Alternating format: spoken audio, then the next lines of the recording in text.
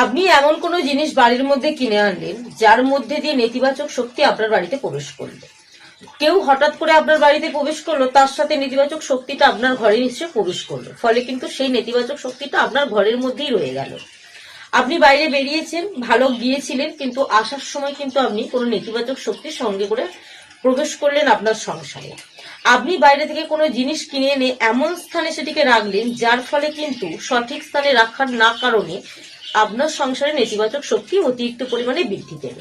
আর এই নেতিবাচক শক্তি যখন আমাদের সংসারে বৃদ্ধি পায়, নানা কারণে কিন্তু আমাদের সংসারে ঝামেলা, অশান্তি, কলহ এমন পরিণতি হয় যাতে আমরা বাড়ির মধ্যে থাকতে পারি না, ভালো লাগে না।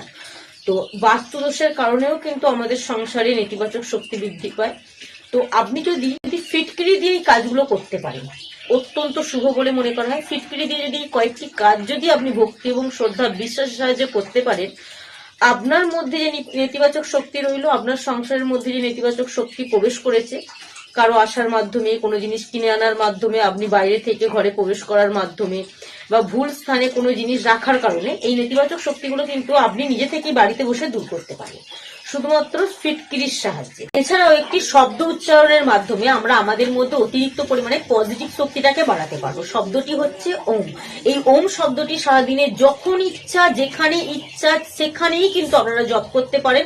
এই উচ্চারণ জপের মাধ্যমে কিন্তু আমরা আমাদের মধ্যে অতিরিক্ত পরিমাণে পজিটিভ শক্তি বৃদ্ধি করতে পারবো, ফলে কিন্তু নেগেটিভ শক্তিটা আমাদের মধ্যে থেকে কাটতে শুরু করবে।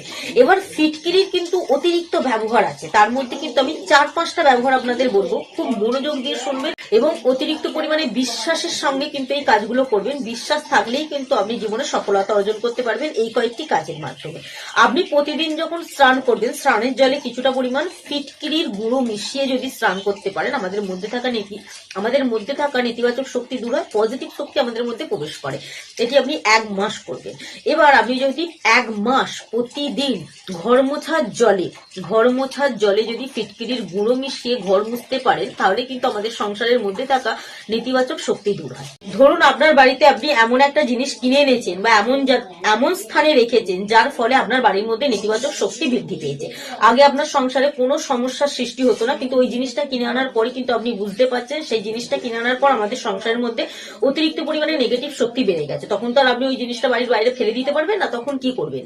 আপনি আপনার বাড়ির মধ্যে যতগুলো ঘর আছে, সেই ঘরের যতগুলো কোণ আছে, ততগুলো ঘরের কোণ অনুযায়ী কাঁচের বাটি জোগাড় করবেন। সেই বাটির মধ্যে একটা করে ফিটকিরির টুকরো রেখে বাড়ির প্রতিটা ঘরের কোনায় কোনায় কিন্তু সেই ফিটকিরিগুলো কাঁচের পাত্রে রেখে দেবেন। যদি এই কাজটি আপনি 1 সপ্তাহ ছাড়া ওই ফিটকিরিগুলোকে পাল্টাতে পারেন, কাঁচের বাটি থেকে নিয়ে জলে ফেলে দিয়ে আবার নতুন ফিটকিরি যদি প্রতিটা বাড়ির কোনায়, ঘরের কোনায় কোনায় রাখতে পারেন, তাহলে এই যে আপনি বাইরে থেকে কোনো জিনিস কিনে আনার ফলে সংসারের নেতিবাচক শক্তিটা বৃদ্ধি পেয়েছিল, সেটা কিন্তু আস্তে আস্তে কমতে শুরু করবে। তবে কিন্তু আপনারা অবশ্যই 1 সপ্তাহ ছাড়া এই কাজটি করবেন এবং 1 মাস করার পর বুঝতে পারবেন আপনাদের সংসারের মধ্যে যে নেতিবাচক শক্তিটা অতিরিক্ত পরিমাণে বৃদ্ধি পেয়েছিল, সেটা কিন্তু আস্তে আস্তে কমতে শুরু করবে। ধরুন আপনার বাড়ির সন্তানেরা পড়াশোনায় মন বসাতে পারছে না, তার পড়ার টেবিলে একটি কাঁচের পাত্রে অথবা একটি পাথরের পাত্রে আপনি কিছুটা পরিমাণ ফিটকিরির টুকরো রেখে দিতে পারেন। দেখবেন তার পড়াশোনায় কিন্তু অতিরিক্ত পরিমাণে মন আস্তে আস্তে বসতে শুরু করবে। এছাড়াও যদি আপনারা আপনাদের বাড়ির দরজায়, মেন যে সদর দরজা আছে, সেই সদর দরজায় এমন স্থানে, এমন একটি পাত্রের মধ্যে একটা ফিটকিরির টুকরো যদি রেখে দিতে পারেন, যদি সকলের চোখের আড়ালেও হয়, বা এমন একটা স্থানে রেখে দিন যাতে কারোর চোখ না পড়ে, এটা যদি করতে পারেন সদর দরজার কাছে, তাহলে কিন্তু বাইরে থেকে কোনো অশুভ শক্তি বা নজর দোষ কিন্তু এড়াতে পারে। অর্থাৎ বাইরে থাকা কোনো অশুভ শক্তি আমাদের সংসারের মধ্যে সেই সদর দরজা দিয়ে প্রবেশ করতে পারবে না। তো অবশ্যই কিন্তু এই কাজটি করবেন। এছাড়াও আপনি যখন রাতে ঘুমাতে যাবেন, বিছানার নিচে 1 মাস অথবা 21 দিন আপনার একটা ফিটকিরি টুকরো রেখে দিতে পারেন। কোনো কাপড়ে না মুড়েও যদি বিছানার তলায় রেখে দিতে পারেন, বিছানার নিচে, তাহলেও কিন্তু আপনাদের একে অপরের মধ্যে সম্পর্ক অতিরিক্ত পরিমাণে ভালো হবে। আর যদি আপনারা রাতে দুঃস্বপ্ন দেখেন, মানসিক চাপের মধ্যে ভুগতে থাকেন, তাহলে কিন্তু বালিশের নিচে একটা ফিটকিরির টুকরো রেখে দিয়ে ঘুমালে 1 সপ্তাহ ছাড়া যদি সেটাকে পাল্টেই ফেলেন, 1 মাস যদি করতে পারেন, তাহলে কিন্তু বুঝতেই পারবেন দুঃস্বপ্ন দেখা, মানসিক চাপে ভোগা, এগুলো কিন্তু আস্তে আস্তে দূর হবে।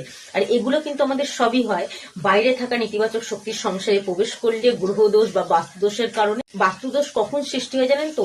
এমন কোনো জিনিস হয়তো এমন স্থানে রেখেছেন যেগুলো সেই স্থানে রাখা উচিত নয়, অথবা কোনো ব্যক্তি আপনার সংসারে প্রবেশ করার সাথে সাথে এই নেতিবাচক শক্তি প্রবেশ করলো, ফলে কিন্তু এই বাস্তু দোষের সৃষ্টি হয়। আর বাস্তু দোষ যখন অতিরিক্ত পরিমাণে সৃষ্টি হয়, আমাদের এমন এমন ঝামেলার সৃষ্টি হয় যেগুলো কিন্তু আমাদের সাথে আগে ঘটতো না, হঠাৎ করে ঘটতে শুরু করছে।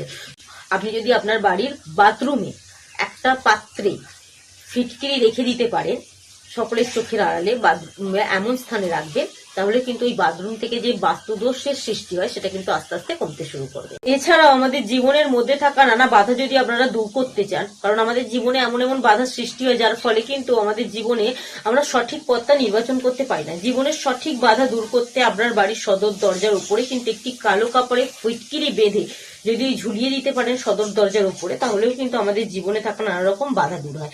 আর আজকে মঙ্গলবার, হনুমানজির আশীর্বাদ পেতে আজকে শুভ সংখ্যা হচ্ছে 18। অবশ্যই কিন্তু কমেন্ট বক্সে 18 সংখ্যাটি 3 বার লিখে যেতে ভুলবেন না।